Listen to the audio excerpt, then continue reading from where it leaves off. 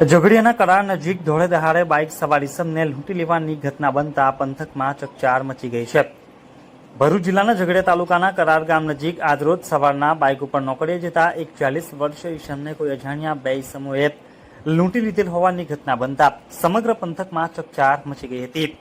આ અંગે મળતી વિગતો અનુસાર મૂળ પાણેઠા ગામના રહીશ અને હાલ રાજપારડી ખાતે રહેતા કલ્પેશભાઈ જગદીશભાઈ પટેલ ઝઘડિયા જીઆરડીસીની એક કંપનીમાં કોન્ટ્રાક્ટમાં સુપરવાઇઝર તરીકે નોકરી કરે છે।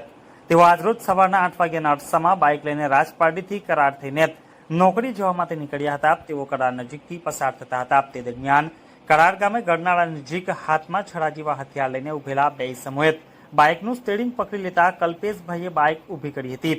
ત્યારબાદ તે લોકોએ કલ્પેશભાઈના ગળા નજીક હથિયાર મૂકી દેતા કલ્પેશભાઈ ગભરાઈ ગયા હતા અને તેમણે એ લોકોને કહ્યું હતું કે મને મારશો નહીં, મારી પાસે જે છે તે બધું તમને આપી દઉં છું। ત્યારબાદ એ લોકોએ કલ્પેશભાઈએ પહેરેલ સોનાની ચેન અને 2 વીંટીઓ લઈ લીધી હતી અને ત્યાર પછી એ બંને ઇસમો નજીકના કાચા રસ્તે થઈને જતા રહ્યા હતા।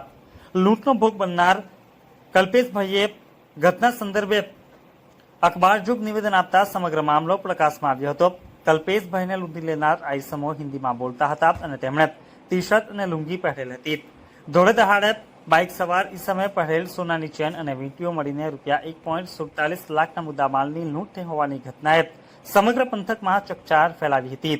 ઘટના સંદર્ભે લૂંટનો ભોગ બનનાર કલ્પેશભાઈ પટેલે ઝઘડિયા પોલીસમાં ફરિયાદ નોંધાવતા પોલીસે ગુનો નોંધીને આગળની વધુ તપાસ હાથ ધરી છે।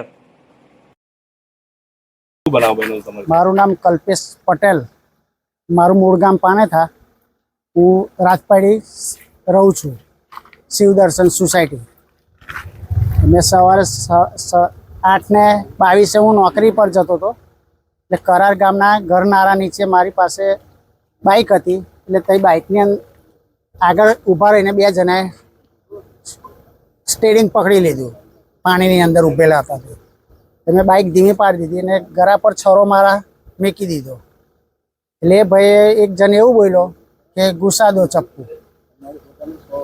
એટલે મેં એને એવું કીધું કે ભાઈ તું મારતો ના મને, મારી પાસે જે છે તે હું તને આપી દઉં ખુશીથી। એટલે મારી એને પહેલાં એમ કહીને ચેન તોડી લીધી, ચેન તોડી પછી એને વીંટી કાઢી, બીજી એક વીંટી નથી નીકળતી એટલે મેં જાતે કાઢીને આપી દીધી।